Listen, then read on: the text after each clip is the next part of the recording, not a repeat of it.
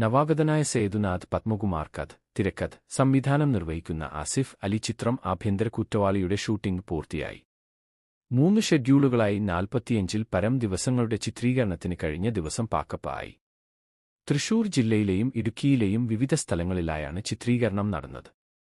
ആസിഫ് അലിയെ നായകനാക്കി നൈസാം സലാം പ്രൊഡക്ഷൻസിന്റെ ബാനറിൽ നൈസാം സലാമാണ് ചിത്രം നിർമ്മിക്കുന്നത്. റിയലിസ്റ്റിക് കോമഡി ഫാമിലി എന്റർടൈനർ ജോണറാണ് ആഭ്യന്തര കുറ്റവാളിയുടേത്.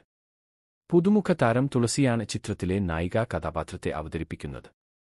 മറ്റു പ്രധാന കഥാപാത്രങ്ങളെ ജഗദീഷ്, ഹരിശ്രീ അശോകൻ, സിദ്ധാർത്ഥ് ഭരതൻ, അസീസ് നെടുമങ്ങാട്, ജോജി, വിജയകുമാർ, ബാലചന്ദ്രൻ ചുള്ളിക്കാട്, ആനന്ദ് മന്മഥൻ, പ്രേംനാഥ്, ശ്രേയ രുക്മിണി, നീരജ രാജേന്ദ്രൻ, റിനി ഉദയകുമാർ, ശ്രീജ ദാസ് എന്നിവർ അവതരിപ്പിക്കുന്നു.